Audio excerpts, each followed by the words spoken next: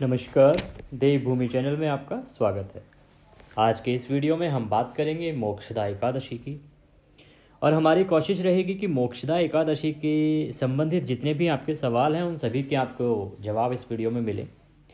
सबसे बड़ी बात तो ये कि मोक्षदा एकादशी 2023 में है कब, जो कि दिसंबर महीने में आने वाली दूसरी एकादशी होगी और इसको अगैन की एकादशी, अगैन के शुक्ल पक्ष की एकादशी होगी। दूसरा, इसमें पारण का समय क्या रहेगा, पारण आप किस समय कर सकते हैं। अगर उस समय आप पारण करने से चूक जाएं, किसी वजह से आपको सही समय से पता नहीं चले, तो आप पारण कब कर सकते हैं और कैसे कर सकते हैं, उसका नियम क्या है। साथ में आपको बताया जाएगा कि इसका महत्व क्या है, इसकी पूजा करने में क्या अलग बातों का ध्यान रखना है। और एकादशी के जो नियम होते हैं वो बहुत विशेष होते हैं। तो इसमें जवाब दिया जाएगा आपको कि आप उस दिन बाल धो सकते हैं, नहीं धो सकते, कटवा सकते हैं, नहीं कटवा सकते, क्योंकि इस तरह के जो सवाल हैं हमारे पीछे हमारा अनुभव है कि जो हमारी माताएं बहनें हैं ये कमेंट करके बाद में पूछते हैं कि हमें बाद में पता चला आप क्या कर सकते हैं, कैसे कर सकते हैं, या फिर बाल धो सकते हैं, नहीं धो सकते, क्योंकि भगवान विष्णु को जो भोग लगता है उसमें तुलसी दल आवश्यक है। एकादशी को तुलसी पत्ते तोड़ सकते हैं, नहीं तोड़ सकते हैं। इस तरह की तमाम जो आपके मन में सवाल हो सकते हैं उन सभी के जवाब आपको इस वीडियो में मिलेंगे। इसीलिए वीडियो पूरा देखिएगा, अंत तक देखिएगा। बहुत सारे सवाल हैं जिनके जवाब बीच बीच में कभी भी आ सकते हैं।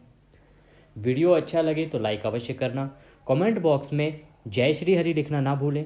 इससे भगवान विष्णु की कृपा हम आप सब पर बनी रहेगी और उनके आशीर्वाद से हमारी सभी मनोकामनाएं पूर्ण होंगी। आइए वीडियो स्टार्ट करते हैं। मार्गशीर्ष मास की शुक्ल पक्ष की एकादशी को हम मोक्षदा एकादशी कहते हैं। मार्गशीर्ष मास, इसी का नाम अगहन भी है। इस दिन भगवान श्री कृष्ण ने महाभारत युद्ध के प्रारंभ होने के पूर्व मोहित हुए अर्जुन को श्रीमद् भागवत गीता का उपदेश दिया था। इस दिन श्री कृष्ण का स्मरण व गीता पाठ करना बहुत शुभ माना जाता है। गीता में भगवान श्री कृष्ण ने कर्म योग पर विशेष बल दिया है तथा आत्मा को अजर, अमर, अविनाशी बताया है। जिस प्रकार मनुष्य पुराने कपड़ों को उतार कर नए कपड़े धारण करता है, भगवान कहते हैं कि उसी प्रकार से आत्मा भी जर्जर शरीर को छोड़कर नया शरीर धारण कर लेती है। अब क्योंकि ये मार्गशीर्ष मास में आती है और आप सभी जानते हैं मार्गशीर्ष मास भगवान श्री कृष्ण का प्रिय महीना है, भागवत गीता में उन्होंने स्वयं कहा है। इसकी वजह ये है कि जब महाभारत काल में महाभारत का युद्ध लड़ा गया था तो उसके आरंभ में आप सभी ने जो सुना पढ़ा होगा कि गीता का जो उपदेश दिया गया था वो इसी समय दिया गया था, इसी महीने के दौरान दिया गया था। इसीलिए इस महीने के जितने भी हमारे व्रत त्यौहार हैं उन सभी की जो महिमा है वो बहुत अधिक है, उनका जो फल है वो बहुत अधिक मिलता है। इसी प्रकार से जो एकादशी है उसका फल हमेशा अच्छा होता है, बहुत अधिक होता है, और वो भी अगर किसी इस तरह के विशेष महीने में आती है तो उसका महत्व और अधिक बढ़ जाता है। इसीलिए ये मोक्षदा एकादशी जो है ये बहुत ही महत्वपूर्ण प्रतिवर्ष होती है। बात आती है कि इसकी पूजा क्या है, कैसे करनी चाहिए, पूजा विधि क्या है। देखिए, सबसे पहले तो इसके जो नियम हैं वो शुरू होते हैं दशमी तिथि से। दशमी तिथि से किस प्रकार से? नियम कहता है कि दशमी तिथि को दोपहर का भोजन करना चाहिए, उसके बाद अन्न त्याग देना चाहिए। अर्थात जो हम रोटियां जो खाते हैं, इस प्रकार की जो भी अन्न से संबंधित जो चीज़ें हैं वो हमें नहीं खानी चाहिए। शाम को खाना है आप फल फ्रूट ले सकते हैं, फ्रूट्स के अलावा आप मिल्क, दूध ले सकते हैं। और बहुत सारे, क्योंकि आजकल परेशानियां बहुत हैं, हमारी बहुत सारी माताएं बहनें भाई बंधु जो हैं वो उनको बहुत सारे डिजीज़ होते हैं। आजकल डायबिटिक को लेके बड़ा इशू है, तो अगर उनको नहीं मैनेज होता है तो आप शाम को खा सकते हैं, लेकिन रात को सोने से पहले ब्रश अवश्य कर लें। रात को आपके मुंह में अन्न का दाना नहीं रहना चाहिए। उसके अलावा आपने जो तुलसी पत्ता, क्योंकि एकादशी को आप जब भोग लगाएंगे भगवान विष्णु को तो उसमें तुलसी पत्ता आवश्यक है।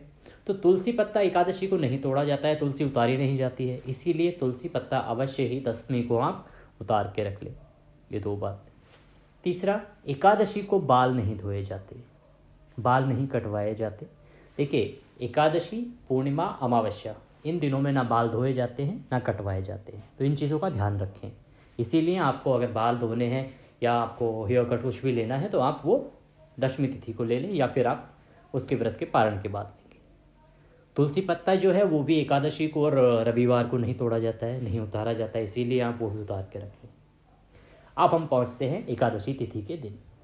एकादशी को आप सुबह ब्रह्म मुहूर्त में उठें, पर क्योंकि अभी मौसम बहुत ठंडा है हमारे नॉर्थ इंडिया में, तो बहुत अधिक ठंड है। बाहर के जो हमारे श्रोता हैं वहाँ के मौसम के हिसाब से देख सकते हैं। और इसमें जो हम समय बता रहे हैं वो इंडिया के अनुसार, भारत के अनुसार बता रहे हैं। अलग अलग कंट्रीज़ में हम देखते हैं कि हमारे वीडियोस देखे जा रहे हैं, बहुत सारे लोग यूएस में भी देख रहे हैं, तो वहाँ के टाइम के अकॉर्डिंग उसको आप कैलकुलेट कर सकते हैं। बात आती है कि आप एकादशी को सुबह ब्रह्म मुहूर्त में उठें। ब्रह्म मुहूर्त में अगर नहीं उठ पा रहे हैं तो आप 7 बजे से पहले उठ जाएंगे। कहा जाता है सूर्योदय से पहले, क्योंकि आज का सूर्योदय लगभग 7 बजे ही हो रहा है, तो इसीलिए आप सूर्योदय से पहले उठ जाएं, 7 बजे से पहले उठ जाएं। स्नान आदि करने के बाद स्वच्छ वस्त्र धारण करके आपका जो मंदिर है या पूजा स्थल है जहाँ पे आप पूजा करते हैं, वहाँ पे एक चौकी या पट्टा लगाएं। उस पर हो सके तो एक पीला वस्त्र बिछाएं। भगवान श्री हरि की तस्वीर उस पर रखें। गणेश जी आपके मंदिर में होंगे, उनको स्थापित करें। उसके बाद सबसे पहले स्नान कराया जाता है। जब भी आप पूजा आरंभ करेंगे तो पहले अपने हाथ धोएंगे, थोड़ा सा जल लीजिए और अपने हाथों को पवित्र कीजिए। जल जो आपने लेना है वो एक लोटा लेना है या कोई ग्लास लेना है, उसमें जल भर लीजिए, थोड़ा सा उसमें गंगा जल मिला लीजिए। उससे क्या है कि वो जो जल है वो गंगा जल बन जाएगा, शुद्ध हो जाएगा। फिर अपने हाथ धोने के बाद भगवान को सांकेतिक स्नान कराएंगे। सांकेतिक स्नान इस प्रकार से होगा, एक पुष्प लीजिए, कोई भी फूल लीजिए, उसको उसमें डिप कीजिए, डुबोइए पानी में और उससे छींटे भगवान को दीजिए।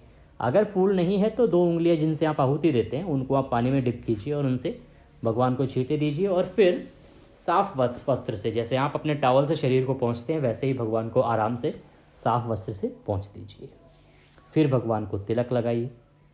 तिलक लगाने के बाद भगवान को वस्त्र के रूप में मौली अर्पित कीजिए। कलावा जो हम हाथ में बांधते हैं मौली, उसका एक छोटा टुकड़ा तोड़िए, गणेश जी को अर्पित कीजिए, भगवान विष्णु को अर्पित कीजिए, माता पार्वती हैं तो उनको भी अर्पित कीजिए, माता लक्ष्मी हैं तो उनको भी अर्पित कीजिए, माता गौरी हैं तो उनको भी, जो भी आपके मंदिर में अगर अन्य तस्वीरें भी हैं तो उनको अर्पित कीजिए। विशेष रूप से आपको भगवान विष्णु की पूजा करनी है तो उनको अर्पित करना ही करना है। उसके बाद आप पुष्प अर्पित कीजिए, माला है तो माला पहनाइए। अब भगवान की जोत जलाएंगे। जोत जलाने के बाद आप व्रत का संकल्प करेंगे। संकल्प करने के लिए हाथ में जल ले लीजिए, थोड़े से पुष्प डाल लीजिए, 1 रुपये का सिक्का अगर आपके पास है तो वो हाथ में रख लीजिए। कभी भी संकल्प करते समय कुछ दक्षिणा अवश्य रखी जाती है। उसके बाद संकल्प, क्योंकि आपके पास पंडित जी नहीं है तो संकल्प में मुख्य रूप से जो ध्यान रखा जाता है, सबसे पहले ओम विष्णु विष्णु विष्णु, भगवान विष्णु का ध्यान करें। अपना नाम, अमुक अमुक गोत्र समर्पणा है आपका गोत्र, अमुक स्थान है जो आपका स्थान है, मकान नंबर आपका एरिया का जो नाम है, आपके शहर का नाम। हे भगवान श्री हरि, आज हम एकादशी व्रत करने का संकल्प लेते हैं और इसे आप स्वीकार करें। और वो संकल्प भगवान के श्री चरणों में अर्पित करते हैं। अब आप व्रत अगर निर्जल रखना चाह रहे हैं तो आप निर्जला बोलेंगे कि आज हम निर्जल व्रत रखने का संकल्प लेते हैं। तो जो भी जिस प्रकार से आप कर रहे हैं व्रत, वो उस पर दोहराएं। संकल्प आपने रख दिया, उसके बाद भगवान की पूजा हो गई है। आप भगवान श्री हरि के जो मंत्र है उनका जाप कर सकते हैं, ओम नमो भगवते वासुदेवाय का जाप कर सकते हैं।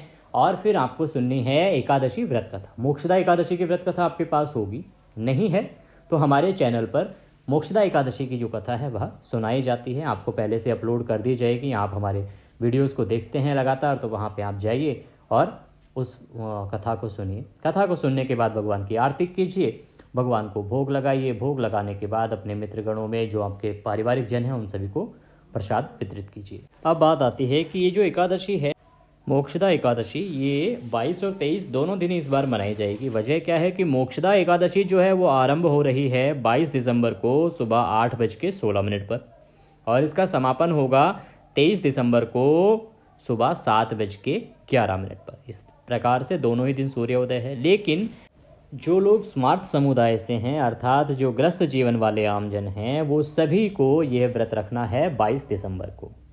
दशमी युक्ता व्रत होता है।